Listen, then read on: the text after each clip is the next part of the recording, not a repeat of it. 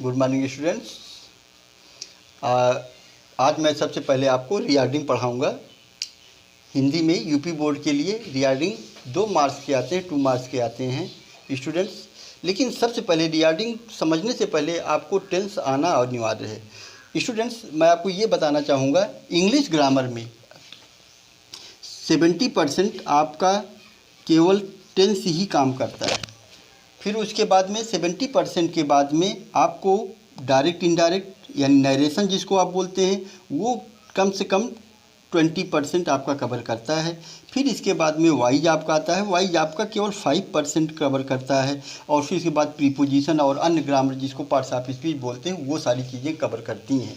इसलिए स्टूडेंट सबसे पहले मैं टेंस से थोड़ा टेंस को शुरुआत करते हैं, फिर उसके बाद में आज ही आपको हम रिगार्डिंग के बारे में भी बताएंगे स्टूडेंट्स। टेंस को सबसे पहले आज हम सिंपल टेंस लेते हैं, यानी प्रेजेंट टेंस के भाग को लेते हैं। सबसे पहले स्टूडेंट्स आपको ये करना है कि आप प्रेजेंट टेंस को पढ़ने के लिए आप अपने कॉपी में एक पेपर बना लें, चार्ट पेपर पर ऐसे ही आप डायग्राम को बना लें। इससे क्या रहेगा कि आपको जल्दी से समझ में आ जाएगा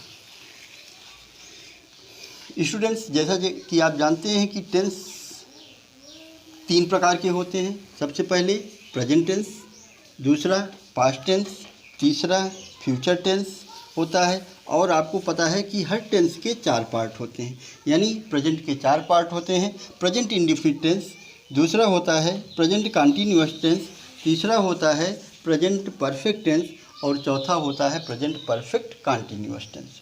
स्टूडेंट्स सबसे पहले आपको कॉलम में बनाना है, तो ऐसे आप बनाएंगे, ये कॉलम ये हो जाएगा आपका, और ये इसके बाद आपका रूल्स का कॉलम होगा।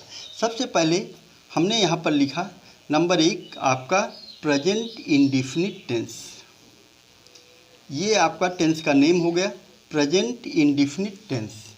फिर इसके बाद में ये है प्रेजेंट का ही कंटीन्यूअस टेंस, CONT लिख दिया हमने, CONTINIOUS कंटीन्यूअस टेंस। फिर इसके बाद आप परफेक्ट टेंस डालेंगे यहाँ पर, परफेक्ट टेंस। फिर इसके बाद में चौथा आपका होता है perfect continuous tense, perfect continuous tense. Students यहाँ पर छोटा बोर्ड है और आपको पूरा लिखा नहीं गया है, लेकिन आपको जानना इसमें इस बात का है, ये क्या है प्रेजेंट का इंडेफिनिट टेंस, ये प्रेजेंट कंटीन्यूअस टेंस, ये प्रेजेंट परफेक्ट टेंस और ये प्रेजेंट परफेक्ट कंटीन्यूअस टेंस। सबसे पहले ये आपका नेम हो गया, नेम ऑफ द टेंस। फिर इसके बाद यहाँ पर आप डालेंगे पहचान, ये पहचान का है। अगर आपको किसी चीज़ को पहचानना है तो आपको ज़रूरी होता है, जैसे आपको मान लीजिए कलम है, किसी ने कहा, अगर कलम आप पहचानते हैं तभी समझ पाएंगे कलम क्या है, चाक क्या है, डस्टर क्या है, नहीं तो आप समझ नहीं पाएंगे। इसलिए पहचान तो 12 टेंस होते हैं जैसे, तो उनके सबके पहचान आपको पता होने चाहिए। सबसे पहले प्रेजेंट इंडेफिनिट का पहचान क्या होता है, जिन हिंदी वाक्यों के अंत में ता है, ती है, ते हैं आदि शब्द आते हैं उनको हम क्या बोलते हैं, प्रेजेंट इंडेफिनिट टेंस। ता है, ती है, ते है, ये अगर ये 3 वर्ड आते हैं, ता है, ती है, ते हैं, तब उसको क्या बोलते हैं, प्रेजेंट इंडेफिनिट टेंस बोलते हैं। जैसे राम जाता है, हमने देखा कहाँ कि ता है आ रहा है लास्ट में, हिंदी वाक्य के अंत में आता है। ता है कहाँ आ रहा है, जाता है, ता है। सीता जाती है या वे जाते हैं। अब इसके बाद रूल्स होता है, रूल्स में स्पेस कम है, इसलिए आप ये समझ लीजिए कि एक बना लेंगे कॉलम आप, ये अफर्मेटिव का रूल्स हो गया, ये किसका है, अफर्मेटिव का रूल्स है ये। दूसरा क्या होता है, निगेटिव का रूल्स यहाँ पर बना लेंगे, ये आपका ये हो गया निगेटिव का रूल हो गया। और इसके बाद में आप बना लेंगे यहाँ पर इंट्रोगेटिव का रूल्स आप बना लेंगे, यहाँ पर डाल लेंगे आप इंट्रोगेटिव। फिर इसके बाद आप डालेंगे यहाँ पर डबल इंट्रोगेटिव या क्वेश्चन वर्ड वाले, WH वाले वर्ड के इंट्रोगेटिव। अब सबसे पहले हम अफर्मेटिव को लेते हैं। स्टूडेंट्स आपको पता है कि सब्जेक्ट, हम सबसे पहले इंग्लिश में ट्रांसलेट करने का पहला रूल क्या होता है, सबसे पहले आप सब्जेक्ट लिखते हैं यानी कर्ता लिखते हैं, फिर आप क्या लिखते हैं, वर्ब लिखते हैं, फिर उसके बाद आप ऑब्जेक्ट लिखते हैं। जबकि हिंदी में इसका उल्टा रहता है, हिंदी में पहले सब्जेक्ट रहता है, फिर ऑब्जेक्ट होता है, तब वर्ब होता है। लेकिन आपको सबसे पहले क्या लिखना है, सब्जेक्ट।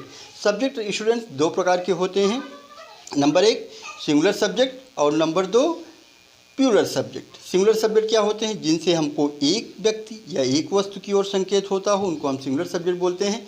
जनरली आप नोट कर लेंगे, ही, सी, इट, दिस, दैट, ये सब क्या हैं? राम, सीता, मोहन आदि, ये सारे सब सिंगुलर नंबर सब्जेक्ट होते हैं। प्लूरल नंबर सब्जेक्ट क्या होते हैं? आई, बी, यू, दे और बॉयज़, गर्ल्स आदि।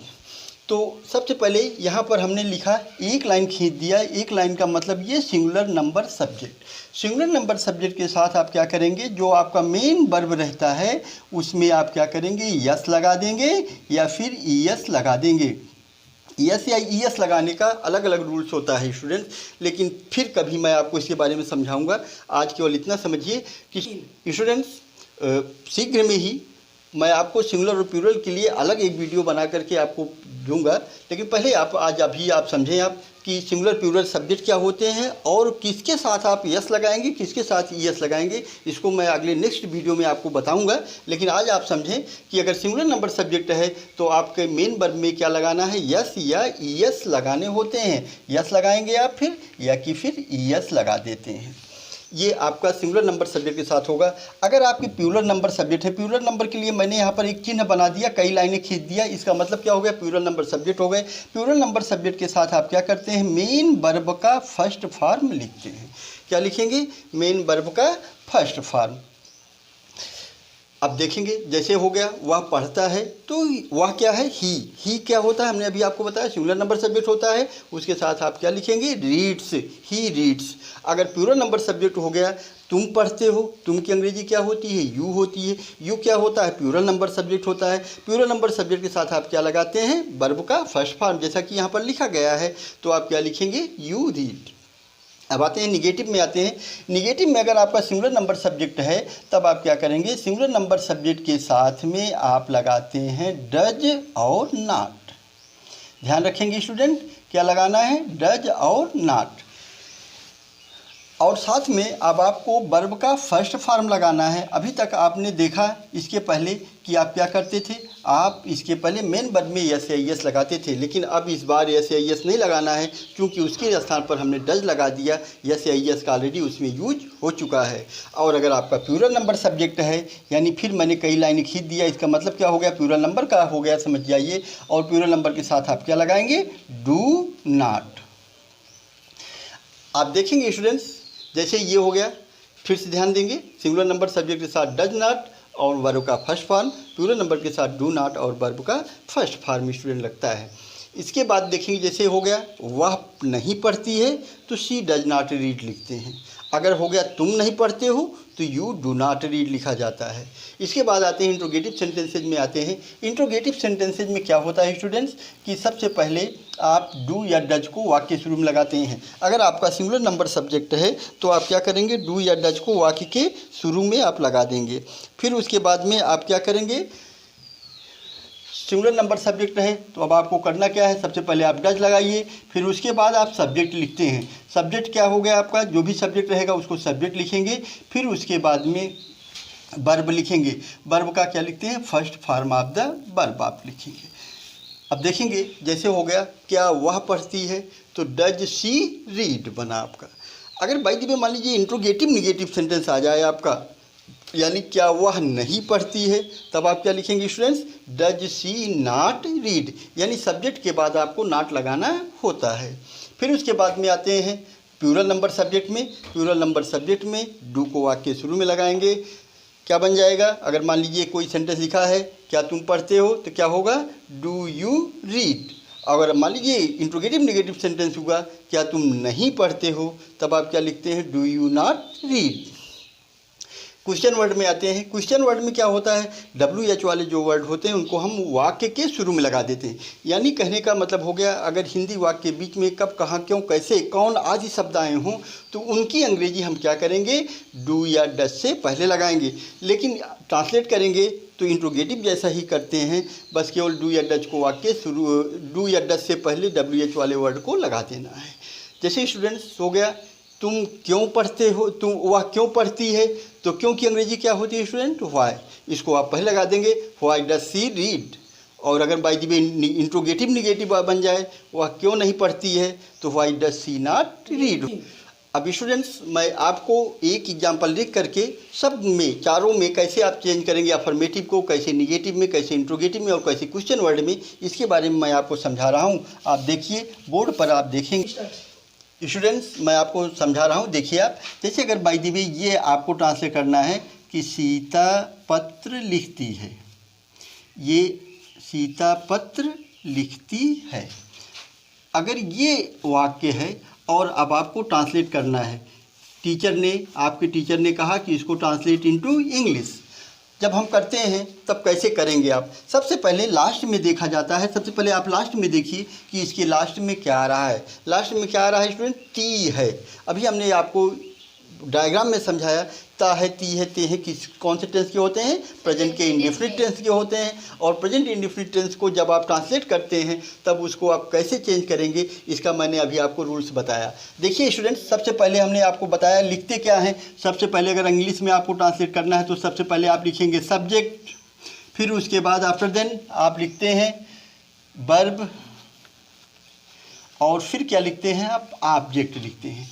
ये ध्यान रखेंगे इंग्लिश ट्रांसलेशन का, ये सिंपल रूल होता है। सबसे पहले आपको सब्जेक्ट लिखना है। सब्जेक्ट कौन है इसका? सीता है। सीता आपने लिखा, यहाँ पर हमने ट्रांसलेट में सीता लिख लिया।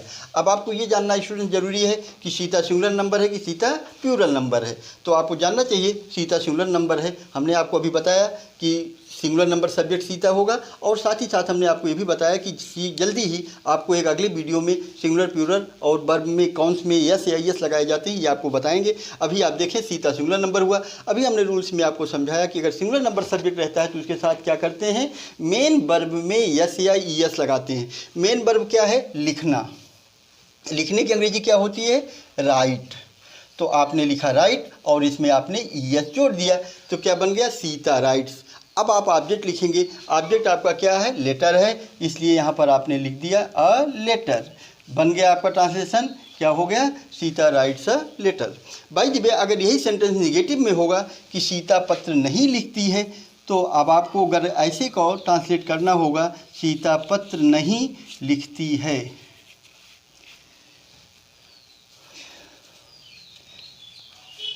सीता पत्र नहीं लिखती है। अब फिर आपको करना क्या है? लास्ट में देखना है ता है, ती है, तो ये कौन सा टेंस बन गया? प्रेजेंट इंडेफिनिट बन गया। प्रेजेंट इंडेफिनिट के नेगेटिव में आप क्या करते हैं? या तो डू नॉट लगाते हैं या डज नॉट लगाते हैं। डज नॉट कब लगाते हैं? जब अगर आपका सिंगुलर नंबर सब्जेक्ट रहता है तो आप क्या लगाते हैं? डज नॉट लगाते हैं। सीता, हाँ स्टूडेंट इसको देखिए, सीता पत्र नहीं लिखती है, इसको जब आप ट्रांसलेट करते हैं तो क्या होगा? सीता लिखा आपने। सीता क्या बना? आपका सिंगुलर नंबर सब्जेक्ट है, और सिंगुलर नंबर सब्जेक्ट के साथ आप क्या लगाते हैं? Does not. Sita does not write a letter. ये आपका ट्रांसलेशन हो गया। अब आपको स्टूडेंट ध्यान इस बात का रखना है, अगर आपका ये प्लूरल नंबर सब्जेक्ट रहेगा तो डू हो जाएगा। अगर आपका प्लूरल नंबर सब्जेक्ट इस वाले में रहेगा, अफर्मेटिव में रहेगा, तो आपका यस या यस नहीं आएगा। स्टूडेंट्स मैं आपको 3 सेंटेंसेज लिख करके दे रहा हूँ, उसी को आप चेंज करेंगे।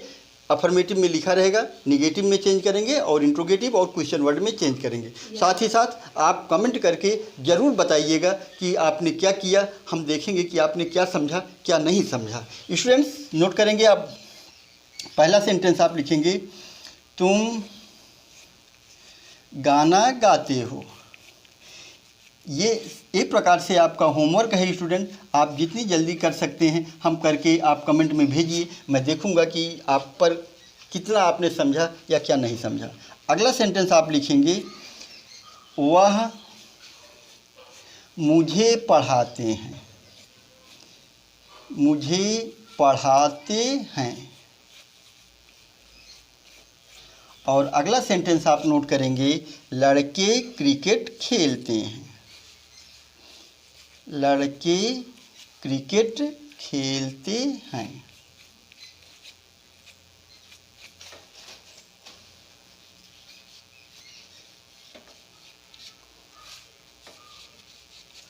स्टूडेंट्स आप इस तीनों को ट्रांसलेट करेंगे निगेटिव में। पहले इसको आप ट्रांसलेट करेंगे, फिर इसके बाद इसी सेंटेंस को आप निगेटिव में बनाएंगे तो क्या बनेगा, तुम गाना नहीं गाते हो, या कि वह मुझे नहीं पढ़ाते हैं, या कि लड़के क्रिकेट नहीं खेलते हैं। फिर इसको आप ट्रांसलेट करेंगे इंट्रोगेटिव में तो इसका हिंदी में क्या बनेगा, क्या तुम गाना गाते हो, क्या वह मुझे पढ़ाते हैं, क्या लड़के क्रिकेट खेलते हैं। और अगर आप इसको क्वेश्चन वर्ड में चेंज करते हैं तो लगाएंगे आप कब, कहाँ, क्यों, कैसे, कुछ भी आप लगा सकते हैं पहले। लेकिन जैसे इसी सेंटेंस में है तो हो जाएगा, आपने पहले लगा लिया, क्या तुम गाना क्यों नहीं गाते हो, वह मुझे क्यों नहीं पढ़ाते हैं, या लड़के क्रिकेट क्यों खेलते हैं, क्यों नहीं खेलते हैं। आपको जल्दी से ये ट्रांसलेट करके कमेंट में सेंड करना है। थैंक्स।